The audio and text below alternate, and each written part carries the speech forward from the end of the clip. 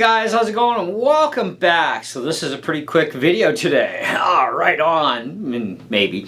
Anyway, so I thought we'd do a test today of my Vivitar wide-angle lens that I picked up for my Canon T8i. It also has a macro lens attached to it as well, so you can get those like the perfect close-up pictures, I guess. Anyways, I also left this on autofocus on the camera for once too. Wanted to see what the differences are myself, just to go, hey, look, autofocus. Does it really work that good? I don't know. You tell me. Are we going in and out of focus? Are we okay? I don't know. I'm just kind of guessing here myself. I see a perfect picture in the camera. Am I actually on autofocus? Yep, apparently I am. Yep, okay, we're all good to go. So, wide-angle lenses are kind of handy because you can get more even in a smaller area, or you can get more in a bigger area. But you can get that fisheye effect, especially on a long range shot. But close up, it kind of gives like a kind of almost like a semi-tunneling effect, but at the same time it does give you more view, which is kind of handy sometimes, especially if you want to slide around the room while you're talking to people. And you know, I'm not even sitting right in front of the lens anymore. I'm like way away from it, so it's kind of a neat little setup. I love my roller wheels too on my chair. Yeah, anyway, so what do I think about this lens? Well, I think it's pretty good. I will point out one thing about this lens though. Now, I've got the 58mm attachment style, okay, for this. I will point out one major thing that I can see I actually don't like about it. And that's the fact that there's not a lot of threads on the back of the macro lens, because the macro lens is what actually screws in first, and then it's screwed into the wide-angle lens. You can't do it any other way, alright? So that part kind of really sucks a bit, but you could probably just change that macro lens out for a different kind of a lens that has more threads to screw into the camera's front lens. That would definitely work. But if you need that macro in there as well, well, you're kind of stuck with this, and yeah, you don't have that many threads. So just keep that in mind, that, you know, with vibration of the camera, whatever, if you're leaving your macro lens on for long term, you might want to check and see its snugness. You know, not that it's gonna, well, it shouldn't work loose on its own, but you also, when you screw the thing in, you don't want to go and reef it on really tight kind of thing, because that would be very bad for the lens. Just not good. But you know, you screw these things on and they kind of stop on their own, and you give them a little bit of extra turn, and that should be all that you need. But remember, there's not a whole lot of thread here. I think there's like maybe 2, maybe 3 threads tops.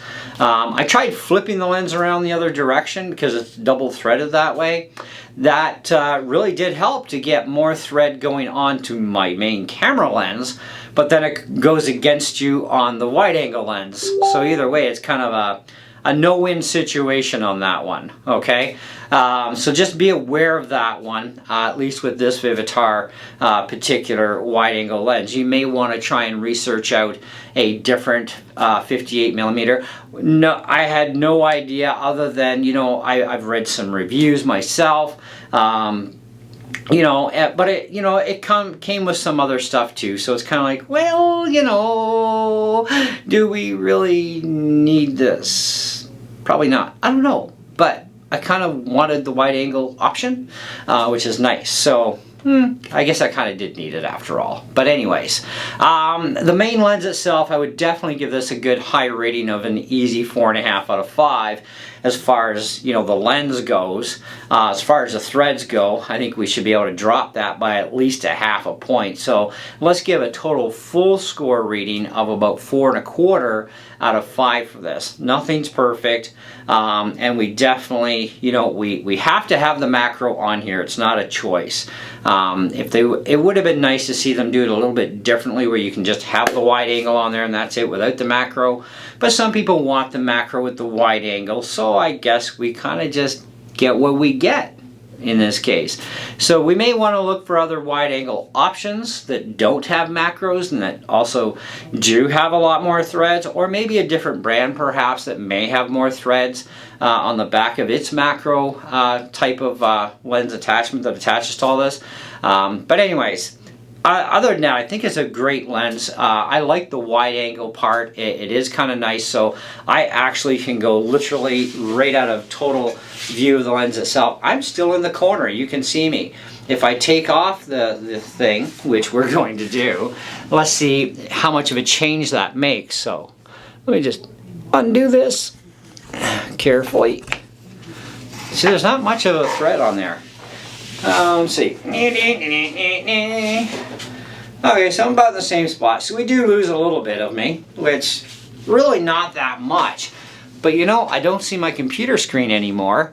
But anyways, while we got this off, this is the Vivitar HD4 MCAF high definition 0.43x wide angle converter with macro. Now this is, you know, like I said, there's not a lot of threads there. I mean, there's really not. And if we take off the lens piece, like I said, we can flip this and we'd be fine, and we'd have lots of thread there. But where it actually attaches, we don't really have much. And there's no other way to attach this. Unless we get a ring adapter maybe, that might work. Then you can have just the wide angles. If we just put the wide angle right up there, well, that's actually a little weird, but I think it's blurring out just because my hand's in the way. So anyways, you definitely want to have a secure lens attachment to your camera, that's for sure. So now if we take this and we screw it back on, but before we do, let's check. I'll go right beside the piano here. So you can see, like, part of me's gone. We can't see any sign of that computer screen anymore. And let's just screw this back on here.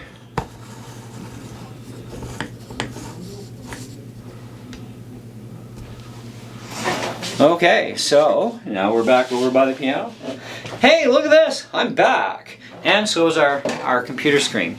So the wide angle is actually pretty good. I think I like it. And you know, like I said, I'm trying out the autofocus on this camera too. I'm pretty close up to this.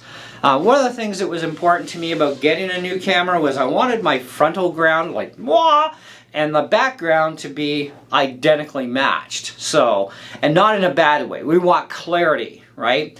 Now, you can get that clarity, especially if you've got really good eyeballs to see your viewfinder, to make sure that everything comes in clean. So what I'd always do is just basically zoom in on whichever main lens I'm using. I only have the two.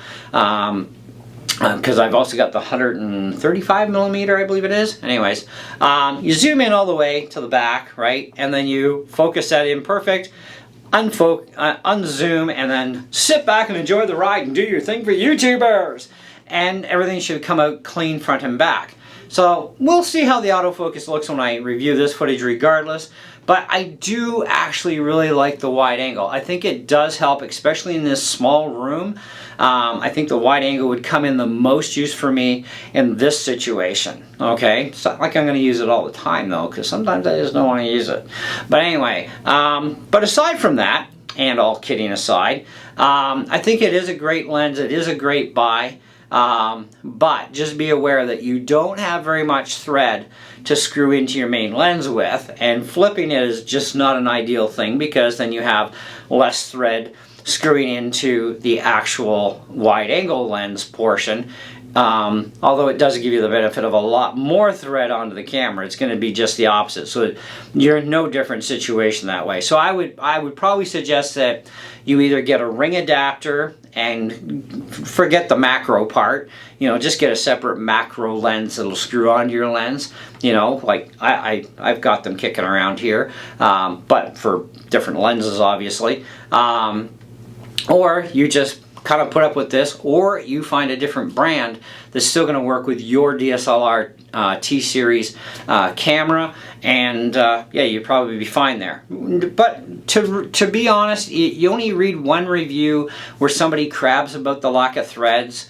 and you're kind of like, well, maybe that's just a one of, right? So, hey, 300 other people haven't whined about it, so hey, maybe it was a one of. Turns out it's not just a one of.